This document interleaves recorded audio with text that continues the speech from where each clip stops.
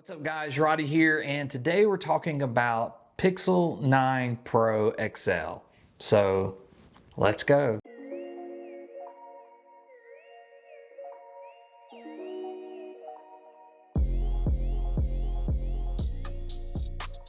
Hey, if you haven't done so already, make sure you jump down there, hit that subscribe button. If you've already done that, you're awesome. And today we're gonna just jump right into this review of the brand new Pixel 9 Pro XL. Basically the 9 Pro and 9 Pro XL are exact same phone, just different sizes. There's no different specs this year. So this kind of is probably going to be a review for both of those. What's great about Pixel, what's not great about it, what I wish they would change, what I wish they wouldn't change. My experience, 1 month with this guy. It's probably going to be a little bit longer review, but let's go and let's talk about it. So first things first, we have to talk about design. And by far, out the gate, spoiler alert, this is my favorite Pixel design to date. Here's why. They have been having incremental updates for this phone since the 6 and 6 Pro came out. I loved this symmetrical, even across the board, just nothing crammed into the corners when it came to this camera bump. Everyone else shoves their corners off to the side. iPhone's shoved off to the side. Any of the Galaxy phones are shoved off to the side. If you get a OnePlus or any of those Chinese branded phones, they have the big circle. And while I like the circle better than cameras being shoved into a corner, this is by far my favorite design. It's gotten better and better and better each year. It's more premium than it's ever been before. I know a lot of people liked how it kind of molded into the edge of the phone before, but to me this is so much more elegant. It's so much more refined. It definitely screams premium. You add in, this is probably the best feeling matte finish that they've had on a device to date, along with the flat sides. Makes it a lot easier to hold. I just really appreciate how nice and pretty and fluid and comfortable and elegant and just high end that this phone now looks. It doesn't look dated anymore. I feel like the camera bar that molded from the sides kind of started to look dated. But they've done a very good job, even on this outer railing, how it's ever so slightly has been tapered to meet the back and to meet the front without having a flat or a rounded back or a rounded screen or anything like that. They've done such a great job. The only thing I can complain about the design is that the fact that we still have these glossy rails around the side, and then they put this glossiness around this outer part of the camera bump, but they left this front part, this little space right here that is on the outer side that's still kind of metal. They made that matte. And then on the regular Pixel 9, you can get matte all the way around. Most people kind of like this because it's not super glossy, but it's still a little glossy. It still makes it a little bit harder to hold in the hand because it does feel a little bit more slippery. But mine actually around this edge, like right here on the edge of the camera bump, that coating, because this is like a layer, it's not actually a solid piece that's been polished, it's like a layer or coating that's on there. Mine actually flaked off. I've not seen anyone else have this problem, but for me it flaked off, and it's kind of sad because as great as this phone looks now, it looks like it's damaged, and it's not. It's just this metal coating that's very thin. It's aluminum, it's tender. You just got to be careful with it because anything can happen. I've had it in a really nice Rink case. The inside of this case is not dirty, but somehow, some way, this got rubbed off. Just lose the gloss, Google. Just get rid of it. It doesn't add a premium flair to it. Plenty of other devices out there use you know, a matte or a brushed look to them, and everyone still loves them and thinks they feel and look great. So yeah, just hoping that they get rid of that. But outside of that, by far one of my favorite design phones. It's great to hold in the hand. It's not quite as wide as an iPhone. I know a lot of people compare this to an iPhone. I'm going to do the same.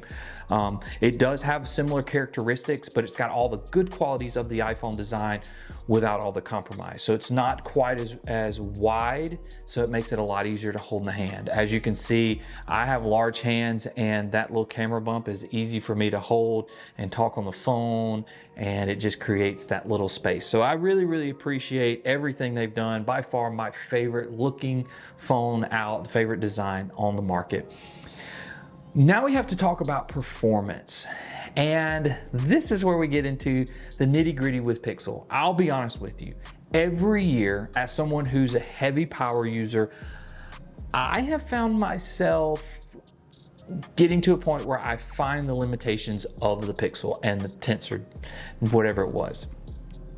I've always been able to have apps load problems or glitches or freeze ups or whatever. Real simple fix. Most time I could just, restart the phone and fix it, close the app and reopen it or whatever. But it was just a frustration to me, stuff that I wasn't having to do with on other phones.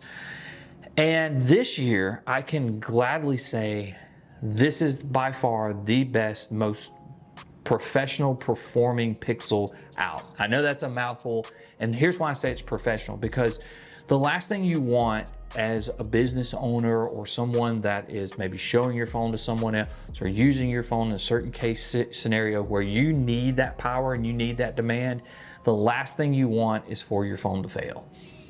This year, Pixel has went above and beyond, and while on paper, we've seen the benchmarks, we've seen the comparison videos and all this kind of stuff, in the real world where you actually use your phone and where, to me, the rubber meets the road, Pixel is going against all the best on the market.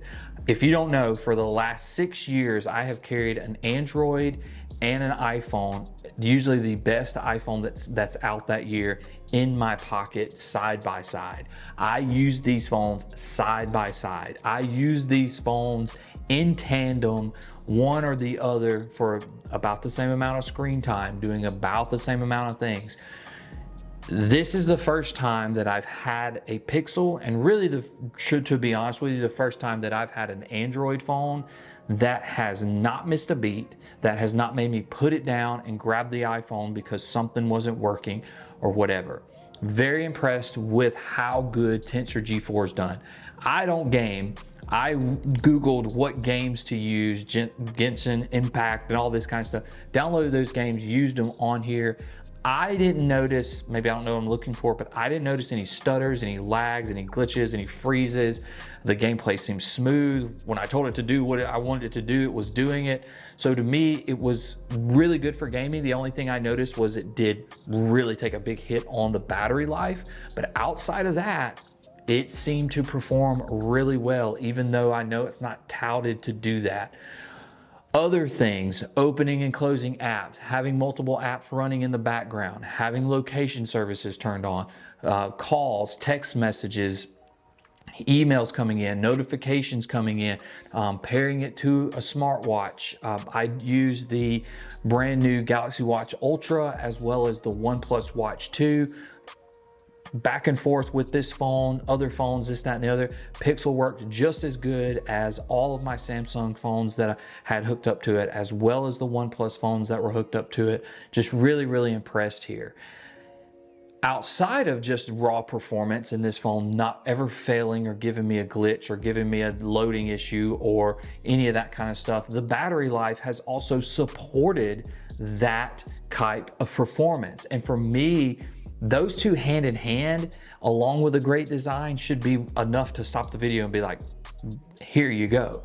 But on top of that, what I've noticed is the thermals have been way more superior than any other Pixel that I've ever used. Now, I'm gonna stop right there to tell you this. This is the base model Pro, the 128 gigabyte version. I usually get at least 256, if not a 512, or like I got for some dumb reason, a Fold 6 that was a terabyte, just because I was like, more space the better. Typically, I'd say that that's not enough, but if you are in a lot of the Google ecosystem, especially when it comes to their software, Gmail, OneDrive, you've got the Google Drive suite, you've got all that kind of stuff that if you're heavily using Google stuff already, the way that this connects and pairs to that, and you combine how smoothly and everything transfers, you can actually get tons of storage space, cloud-based, because so much of Google is cloud-based, that it kind of justifies them still having that lower storage space price point.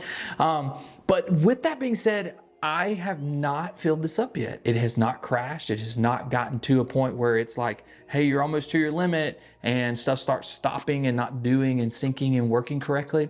It's not stopped.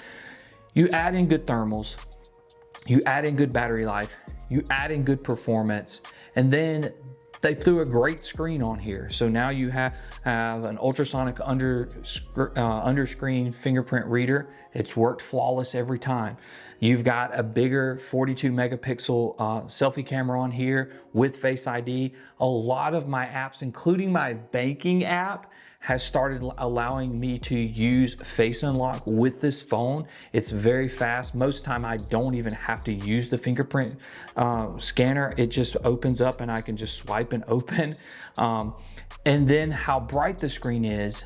And then you combine that, okay, you've got a great bright screen. You still have great battery, even though you've got a better screen now, even though I'm able to see this easily in direct sunlight, and the phone doesn't get hot all the time. Guys, it's been an incredible experience, one unlike any other in any other phone that's out there, including iPhone. You add in now that iOS has RCS and you can send pictures and videos back and forth, and most of the stuff that works in iOS, like if your friends are just diehard iPhone fanatics, most of that stuff works almost seamlessly with Pixels. I've had people send me their location. It was an Apple Maps location and it sends it over here, and Google is converting it into Google Maps.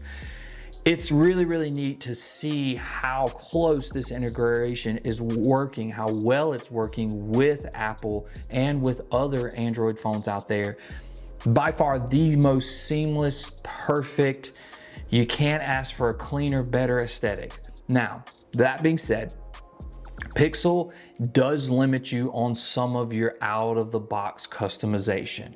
However, like with any other Android phone, you're able to get a separate third-party app downloader, and you can customize the hell out of this thing, and you can put your own touches on it, and you can get different things. Nova Launcher's out there for a reason if you want more customization. But for me, I just love what Pixel is doing that I don't want anymore. I don't need anymore. Is it perfect? No. I could sit here and nitpick this thing, and this could be a 2-hour long video and tell you all the things that I wish they would change. But ultimately, there's only about 2 things that I really, really wished that I would have gotten on this phone. One, I do wish that they would get rid of this glossiness. That just needs to go. 2, yes, I would feel more comfortable, even though I haven't needed it yet, I would feel more comfortable that if I had to live with this phone for 2 years or more, that I got a base model at $256 for the price that I paid for the phone.